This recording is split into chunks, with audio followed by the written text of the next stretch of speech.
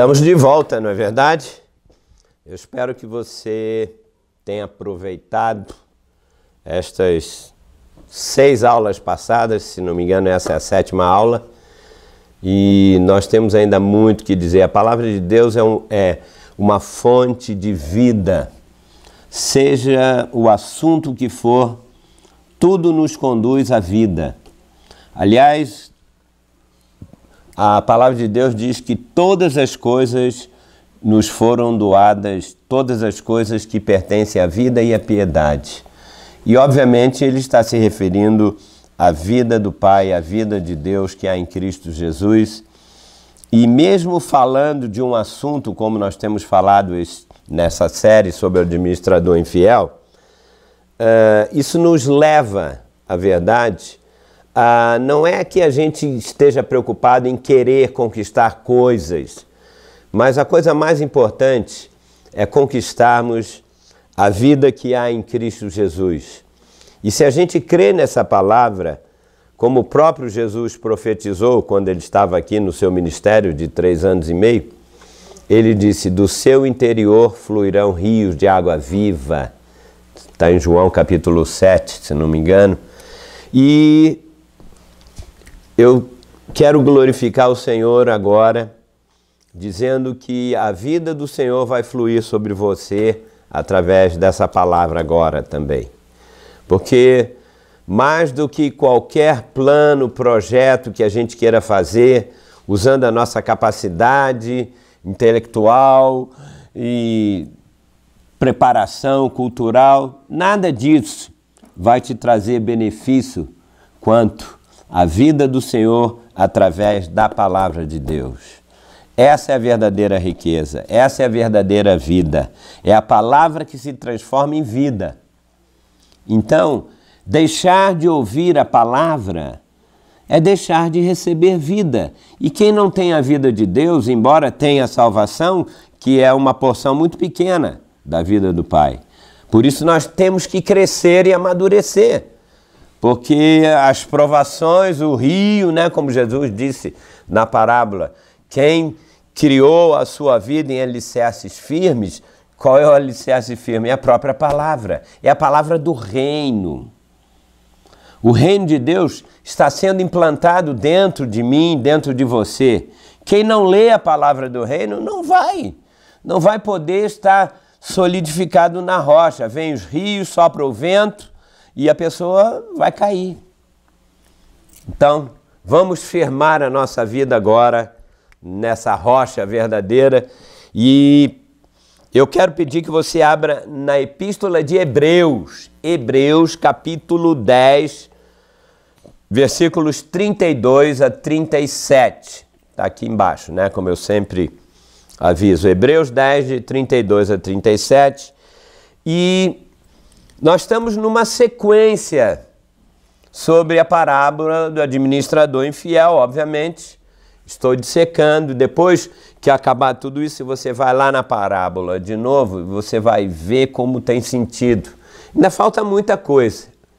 Então, vamos esmiuçar essa palavra, para que você possa comer, receber a vida do Pai e receber a sua herança, porque o Senhor está quase voltando.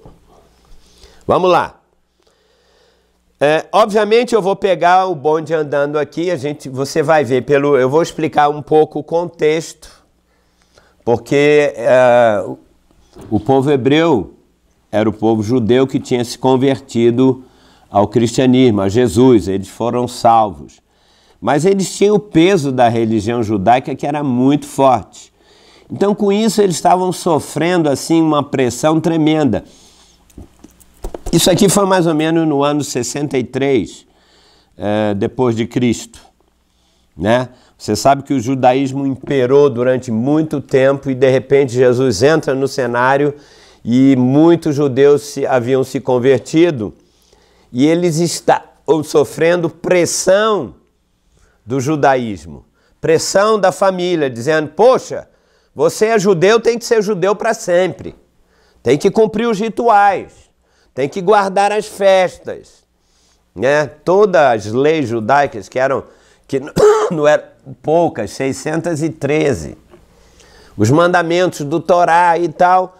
E quando eles se converteram, eles estavam felizes porque sabiam que Jesus era o resumo de toda a lei.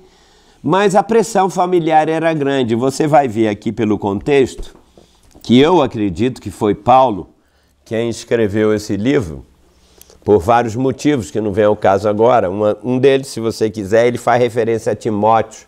Então, Timóteo era o braço direito e esquerdo. Paulo amava esse menino. Então, ao escrever isso, como a gente tem uma série também sobre Hebreus, é um livro de comparações. E ele escreve dizendo que os rituais, as coisas do judaísmo, elas eram sombras e não a realidade. Então Paulo está escrevendo para fortificar, encorajar esses hebreus que confessaram Jesus, eles tiveram uma experiência. Mas você sabe, a perseguição religiosa, ela é pior do que qualquer outra coisa. E eles estavam assim, em cima do muro, tipo, continuo no cristianismo, na reunião da igreja, tanto que lá em Hebreus diz, não abandoneis a vossa congregação, como é costume de alguns.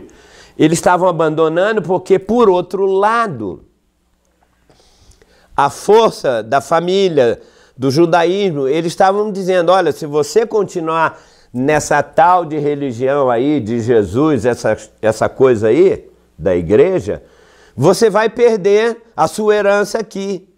Eu vou ler o texto e você vai entender. Então, era para tirar eles de cima do muro e voltassem novamente, abrissem mão da herança, né, da pressão do judaísmo.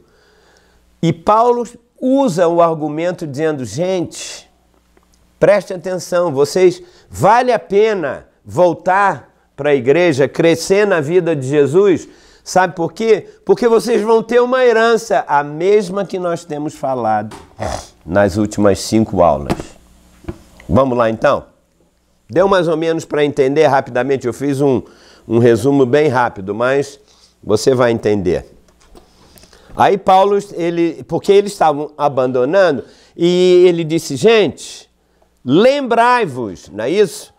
Hebreus 10, 32. Lembrai-vos, porém, dos dias anteriores, em que, depois de serdes iluminados, ou seja, Paulo estava dizendo, lembra, vocês estavam cegos, andando nas regras, nos rituais, que nem eles cumpriam. Mas vocês foram iluminados, vocês aceitaram Jesus como Senhor, né? Vocês se converteram ao Senhor. E ele continua dizendo, lembra, vocês foram iluminados e diz aqui, sustentastes grande luta e sofrimento. Que luta e sofrimento? Era por causa deles terem se tornado cristãos. Não era luta financeira, isso, aquilo. Não, esse não era o problema. Lembra? Vocês se converteram, estavam com Jesus e receberam represália da família Tinha um sacerdote, Ananias, que eu falei no ano de 63. Nossa, ele era manipulado pelos judeus para trazerem de volta para os familiares, né? Os familiares ficavam pressionando, dizendo, não, eles têm que voltar à religião judaica, têm que fazer os sacrifícios e tal. E Paulo está dizendo, lembra que vocês foram iluminados? Vocês enfrentaram lutas, enfrentaram sofrimentos, né? E estavam sendo perseguidos. E ele diz, continua dizendo, sofrimentos e lutas, ora expostos como em espetáculo, tanto de opróbrio, ou seja, de vergonha, quanto de tribulação. Ou seja, ele disse, olha, vocês eram foco, parecia que vocês estavam num palco, sendo atacado por todo mundo, os familiares, os amigos, pelo sumo sacerdote. Vocês eram envergonhados até publicamente, lembra disso? Paulo está lembrando eles dessa situação. Vocês chegaram a passar até vergonha. E ele continua dizendo, tanto de tribulações, ora tornando-vos coparticipantes com aqueles que desse modo foram maltratados. Na verdade, esses aqui, no caso aqui Paulo escreveu, eles tinham sido maltratados, alguns deles foram para a prisão. Você vai ver aqui, Paulo está lembrando, dizendo, olha, vale a pena você continuar, não abandone a vida da igreja, a comunhão dos irmãos, receber a palavra viva dos apóstolos. Olha só o que ele diz, continuando no texto. Porque não somente vos compadecestes dos encarcerados. Por quê? Alguns eram presos porque, olha, se você voltar para esse cristianismo aí de religião de Jesus, de Deus e tal, lembra que a verdadeira religião é judaica. Então, a pressão era grande, alguns eram presos para não irem lá. Não era brincadeira, não. Hoje em dia você pode escolher se você quer na igreja, você tem internet, você tem culto, você pode escolher. Naquela época não era assim, não. Os cristãos sofriam pressão do judaísmo e também do Império Romano. Porque o imperador falava assim, se um soldado romano estava na rua e encontrasse um cristão, ele levantava a mão e falava assim, Ave César! Era uma saudação. Aquele cristão, ou seja, eles falavam, salve César, César é o Senhor de tudo. O cristão tinha que responder, sim, salve César, César é o Senhor de tudo. Mas o cristão sabia que César não era o Senhor de tudo, pelo contrário, ele era, como a maioria deles eram corruptos, perseguiam, matavam os cristãos.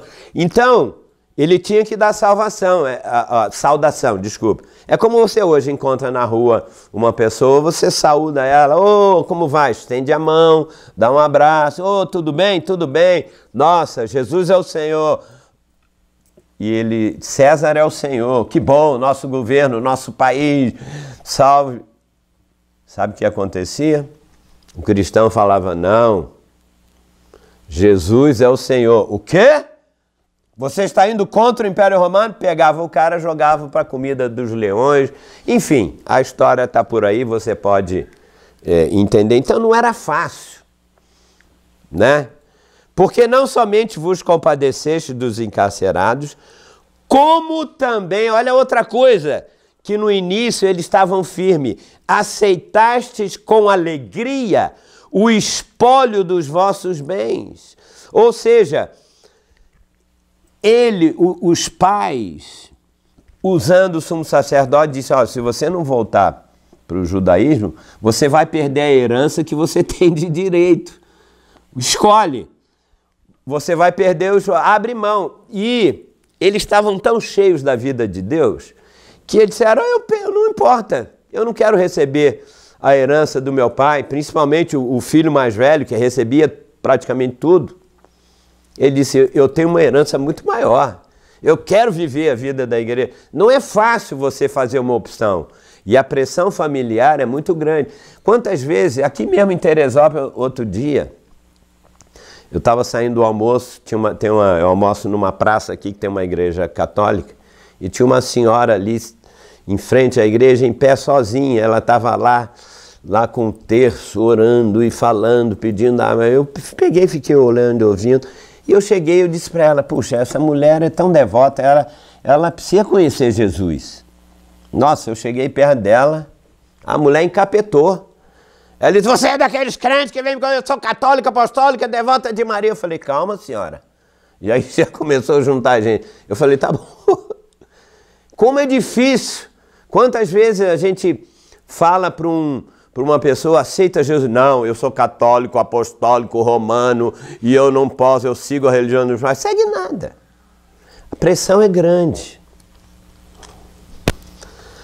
Vocês aceitaram com alegria abrir mão dos bens, do patrimônio terreno, como herdeiros, olha só, preferindo continuar seguindo a Jesus.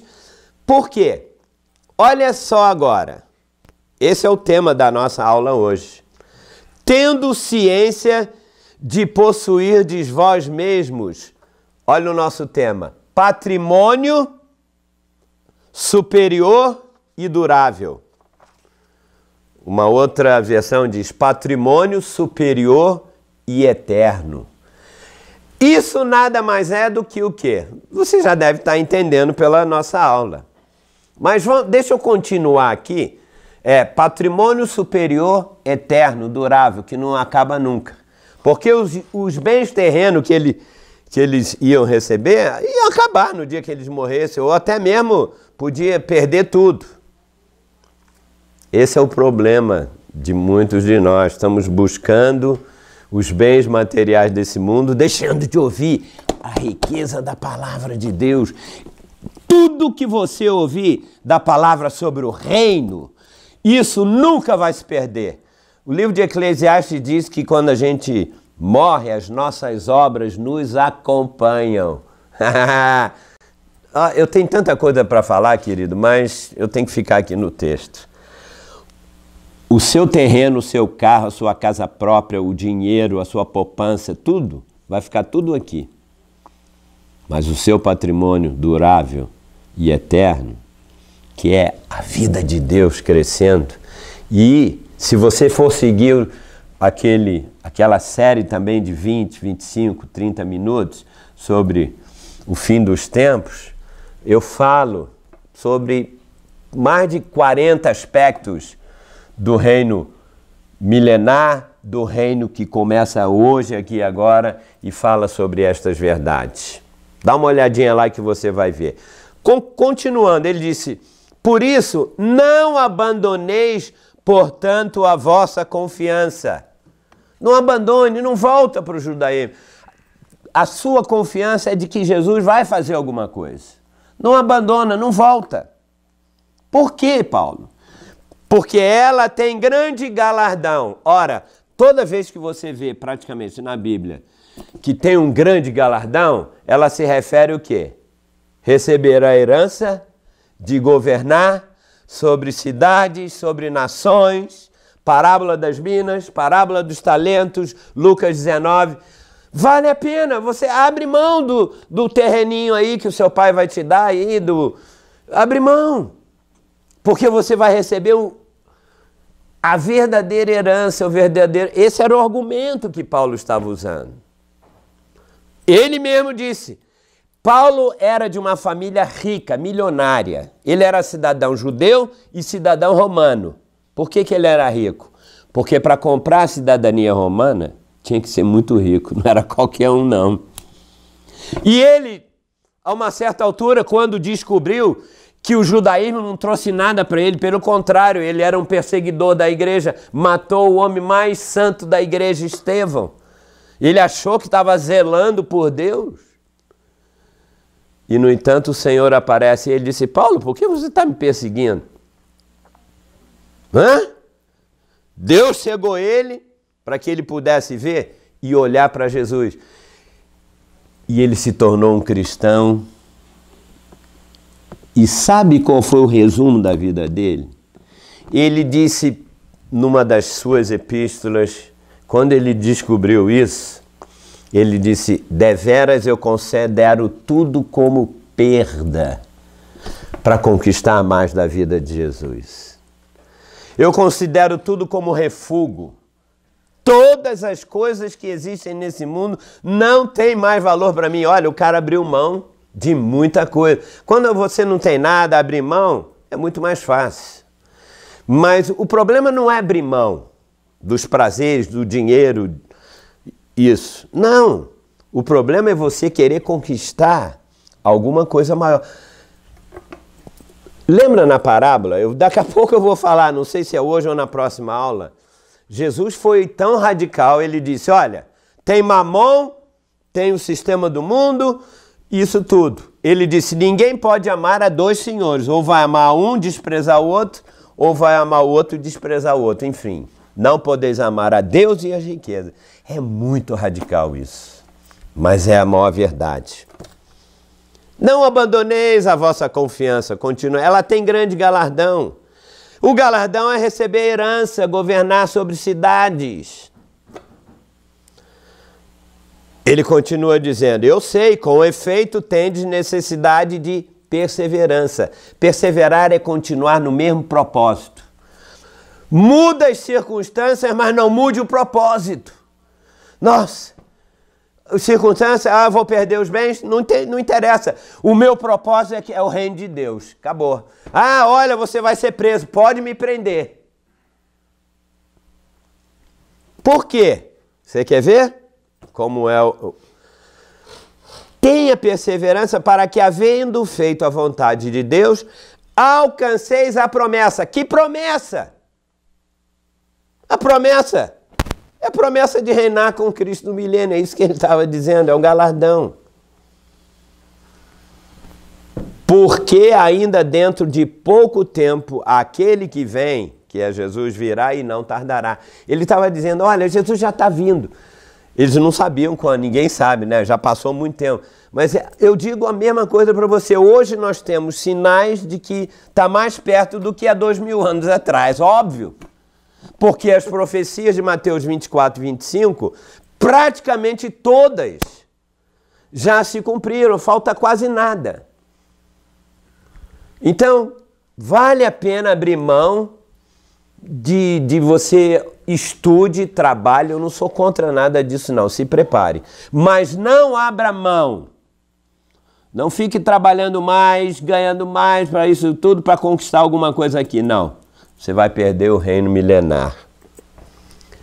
Então, para terminar, porque eu tenho mais 2, 3 minutos, eles estavam assim, né? Eu vou terminar usando o próprio texto, só lendo isso aqui e acabo agora. Veja o versículo 34 a 38 aqui, de Hebreus 10, né? É o texto que a gente leu. Paulo está falando, eu li até o 37, mas ele conclui agora dizendo o quê? Olha só. Paulo diz, puxa, eu estou convencendo, sejam perseverantes, lembra que vocês apoiaram os que estavam na cadeia e tal, vocês abriram mão dos seus bens. Último argumento de Paulo, versículo 34 a 38, ele diz, tendo ciência, gente, põe na cabeça que vocês vão possuir vós mesmos patrimônio superior e durável. Está aqui. Não abandoneis a vossa confiança, ela tem grande galardão, ela tem uma herança, tem um patrimônio maior, sofra. Vale a pena, abre mão. Com efeito, né, tem necessidade. Por isso que ele usou isso aqui, eu usei isso aqui para... Enfim, continuando, é o mesmo versículo.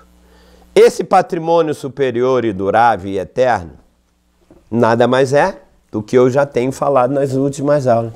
Governar sobre 10 nações, 5 nações, 1, 12, 13. Gente, é uma questão de escolha. O evangelho é uma questão de escolha. Você pode escolher hoje a quem você deve servir. A Jesus, ser fiel a Ele, e servir a você mesmo, aos seus prazeres, ou servir a religião.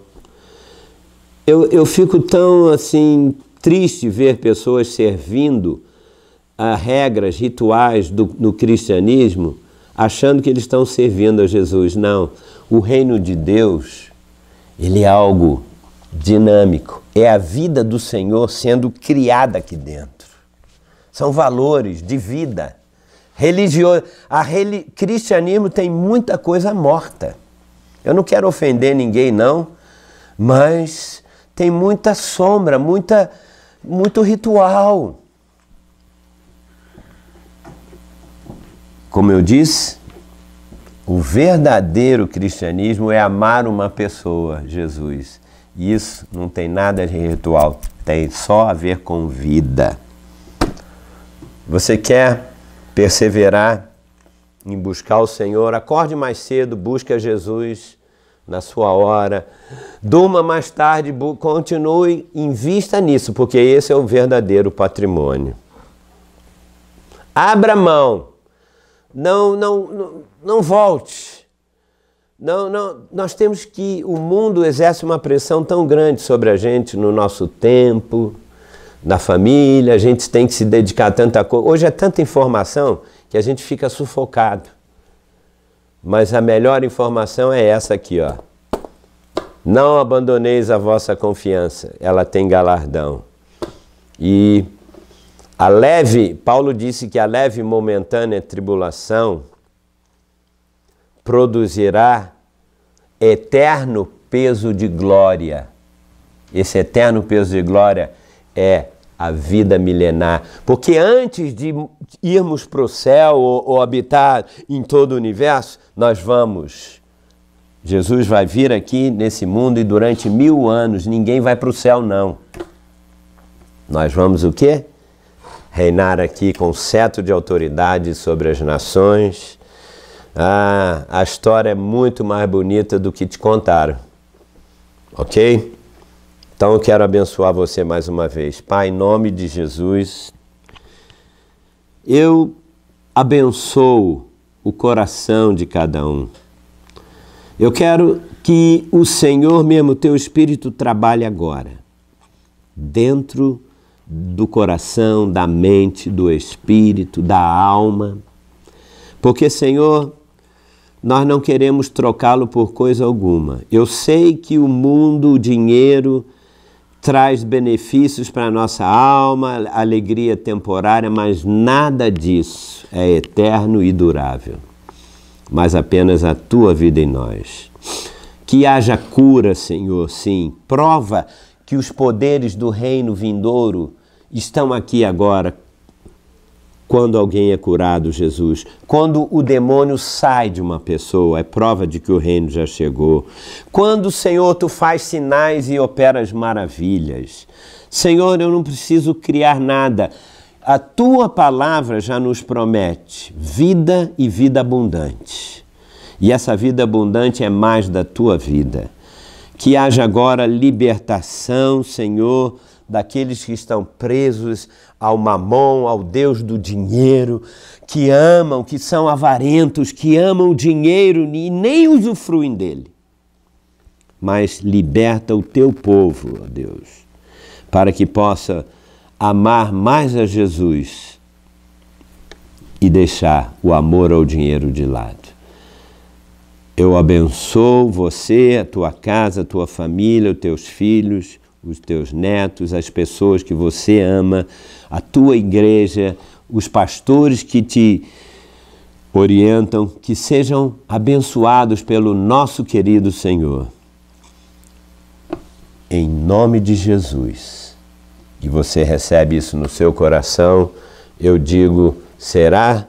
Isso vai acontecer e vai começar a acontecer agora. Amém? Então, vamos ficar por aqui, voltamos na próxima oportunidade, mais uma aula, dizendo que tenha um dia, uma noite, uma tarde abençoada em nome de Jesus. Tchau.